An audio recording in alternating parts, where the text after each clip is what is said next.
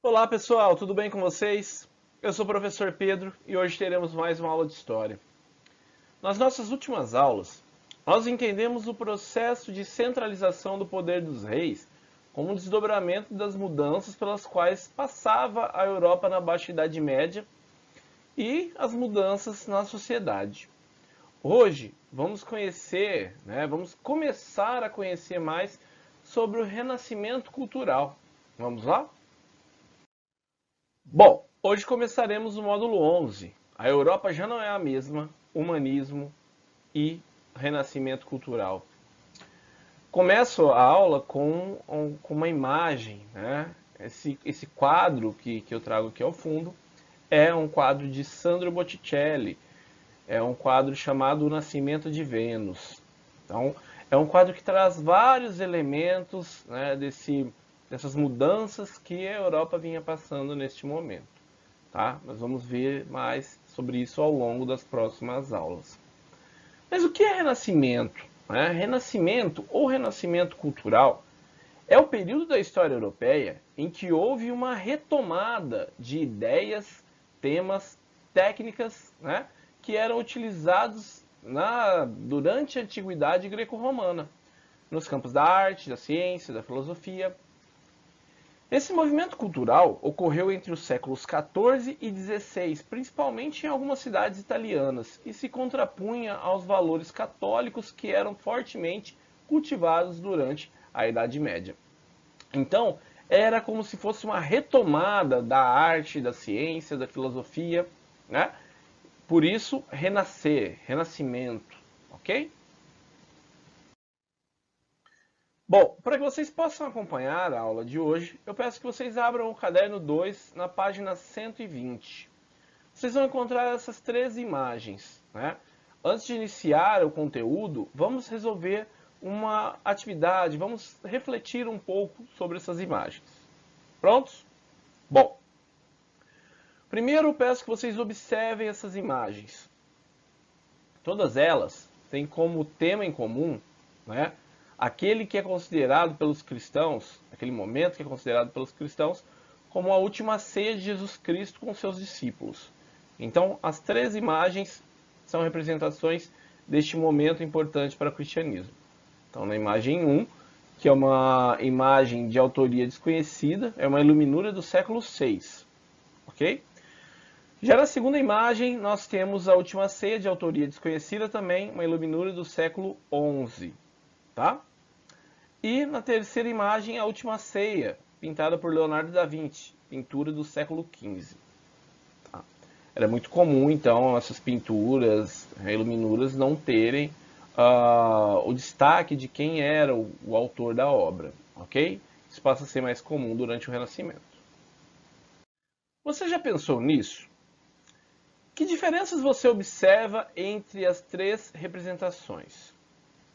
Bom, pessoal, eu trago elas, uma versão menor aqui ao lado, tá? Mas vocês podem observar aí na apostila de vocês.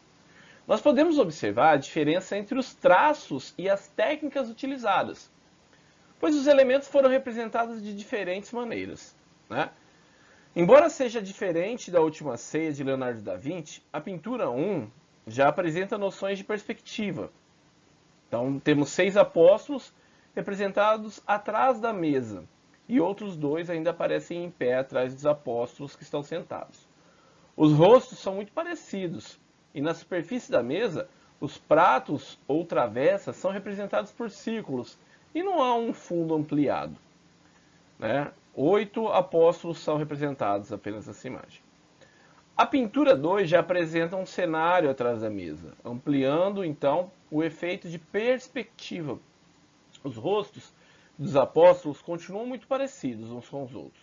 No entanto, os traços são mais detalhados já na segunda imagem, como o efeito sombreado nos rostos, que vai dar volume na representação de 12 apóstolos. Então nós temos 12 apóstolos representados. Na superfície da mesa há uma variação maior, de formas e elementos utilizados. Né? Já na pintura 3, de Da Vinci, Na parte, temos aqui na parte inferior da página, ela passa uma noção muito maior de profundidade. E os traços dos personagens são muito mais detalhados e variados. Os rostos dos 12 apóstolos têm expressão. Já na superfície da mesa, os elementos são muito bem definidos. Podemos observar também, né, que as duas primeiras representações têm como suporte iluminuras, enquanto a terceira é uma pintura. Tá? As duas últimas representações têm 12 apóstolos representados. A primeira, a imagem analisada, né, ela representa apenas 8. Bom? Bom, de acordo com o que você estudou, a Europa vivia a mesma realidade nas épocas em que essas obras foram feitas? Não, né, pessoal? A primeira imagem, pelo século, né, que está demarcado ali, ela corresponde ao período da chamada Alta Idade Média, em que predominou o feudalismo. Já a segunda imagem é da Baixa Idade Média, período no qual o comércio voltou a ser praticado mais intensamente, estimulando a circulação de mercadorias, pessoas e ideias, né, criando assim núcleos urbanos. Já a terceira imagem corresponde a um período em que a Europa tinha sido fortemente transformada pelas consequências do renascimento comercial e urbano, ok? E, por último, pessoal, como cada uma das épocas pode ter influenciado a elaboração dessas pinturas? Então, se nós temos ali uma sociedade no qual tem uma maior circulação de ideias, uma maior circulação de pessoas, né? Temos pessoas entrando em contato com outros povos, né? Isso vai trazer inovações para a cultura, né? Consequentemente, para as pinturas, para as obras de arte, ok? Então, é perceptível uma evolução nas técnicas da primeira para a terceira imagem, ok? Bom, na página 121, vocês vão encontrar o seguinte título: Os ventos da mudança na mentalidade e na cultura ocidental. O renascimento comercial, né, como já vimos, ele estimulou uma série de mudanças no cotidiano europeu. Cidades cresceram e se multiplicaram, novas ocupações surgiram, mais produtos e mais moedas passaram a circular, contatos com outros povos se tornaram mais frequentes.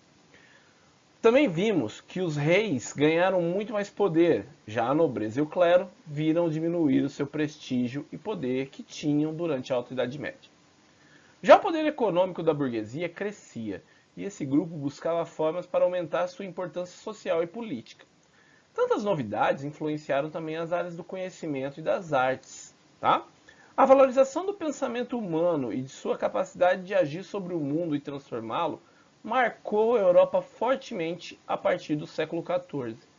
São essas mudanças culturais que vamos estudar nesse módulo. Essa iluminura ao lado representa uma aula na Universidade de Paris. Embora estivesse ligado à Catedral de Paris quando surgiu, mestres organizaram uma corporação para administrá-la. Isso a partir do século XII, diminuindo então a influência da Igreja sobre ela. Esta é uma versão da iluminura feita no século XIX, ok? Universidades na Europa, os espaços de saber se ampliam. Bom, a partir do século XI, em meio ao renascimento comercial e urbano, escolas fundadas por inspiração de Carlos Magno, né, como vimos há muitas aulas atrás, se aperfeiçoaram e se transformaram em universidades. No início, esses lugares eram comandados pela igreja e nelas, né, nessas universidades, era estudado direito, medicina e teologia. As mudanças ocorridas durante a Baixa Idade Média também impactaram as universidades. Mestres e aprendizes passaram a se organizar em corporações e passando assim a diminuir a influência da igreja e ampliar os estudos, incluindo poesia, filosofia, matemática, história, eloquência, né, que é retórica e filosofia. Isso estava então fazendo parte dos programas de estudos, ok?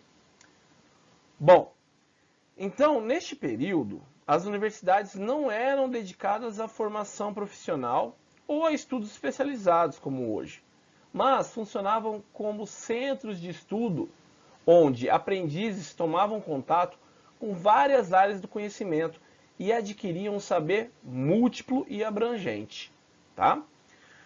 Essa imagem aqui ao lado é uma imagem da Universidade de Bolonha, né, que fica na Itália, que foi fundada no século XI e é considerada a mais antiga do mundo ocidental. Ok? Por ela teriam passado grandes pensadores e escritores como Dante Alighieri e Petrarca, e também cientistas como Vesalius, que é considerado o pai da anatomia moderna. Outras universidades importantes também foram fundadas, né, em seguida em Paris, na França, em Oxford e em Cambridge, na Inglaterra. Ok? Então, a partir, né, do fim da Idade Média, nós temos uma ampliação no número de universidades na Europa. Ok? Mas se na Europa as primeiras universidades surgiram no século XI, no mundo árabe isso aconteceu bem antes. Al-Qarawiyyi é considerada a primeira universidade do mundo e foi construída pelos árabes em 859. Essa universidade é considerada a primeira universidade do mundo. Construída no século IX, ela está localizada no continente africano, no atual Marrocos. Muitas foram as contribuições intelectuais árabes nos séculos que antecederam ao renascimento cultural e urbano. A expansão comercial árabe do islamismo, né, no século IX, permitiu, por exemplo, as traduções árabes de filósofos gregos da antiguidade. Com a ampliação das áreas de conhecimento estudadas, as universidades estimulavam o uso da razão, a valorização da observação dos fenômenos humanos e da natureza, e uma postura cada vez mais crítica diante de textos e explicações da realidade. Dessa forma, diminuía a influência nos estudos das explicações construídas com base na fé cristã. Ok? Aqui nós temos uma fotografia recente, né, dessa universidade. Quando estamos conversando sobre renascimento cultural, é muito comum escutar a palavra humanismo. Né? O que seria esse humanismo, que no título aqui está como uma nova visão de mundo? Entre os séculos XV e XVI, as universidades passaram a abrigar estudiosos e pensadores que cada vez mais se afastavam das influências da Igreja e passaram a buscar outras explicações diferentes das religiosas para o entendimento de um mundo, né, a partir da razão. Esses estudiosos ficaram conhecidos como humanistas. Eles reliam os autores da antiguidade greco-romana, período que vocês já estudaram no sexto ano, e se inspiravam neles. Explicavam a organização das cidades e preocupavam-se com tudo o que dizia respeito aos seres humanos e ao funcionamento do mundo. Observem esse texto que eu trago aqui no slide para vocês. Se esse título de humanistas identificava inicialmente um grupo de eruditos voltados para a renovação dos estudos universitários, em pouco tempo ele se aplicava a todos aqueles que se dedicavam à crítica da cultura tradicional e à elaboração de um novo código de valores e de comportamentos, centrados no indivíduo e em suas capacidades realizadoras. Né? Quer fossem professores ou cientistas, clérigos ou estudantes, poetas ou artistas plásticos. Né? É um texto do Nicolau Savicenko, historiador brasileiro. Ok? Bom, ao lado nós temos também uma imagem, né, que é um estudo do Leonardo da Vinci, chamado de Homem Vitruviano. É um dos símbolos do pensamento humanista. Ok? Baseado na obra do arquiteto da Roma Antiga, o Vitrúvio, Leonardo da Vinci desenha o que considera ser a proporção ideal do corpo humano, utilizando padrões matemáticos e representando o corpo em um quadrado e em um círculo. Né? Então ele busca uma representação mais fiel, mais perfeita. Ok? Pessoal, estamos chegando ao fim de mais uma aula. Na aula de hoje, nós compreendemos a relação entre as mudanças econômicas e sociais da Baixa Idade Média, né, na visão dos europeus do período. também passamos a entender a denominação Renascimento Cultural e Humanismo, assunto que vamos discutir mais na próxima aula, ok? Bom, espero que tenham gostado da aula de hoje. Acima está meu contato caso tenham dúvidas. Bons estudos, muito obrigado e até a nossa próxima aula.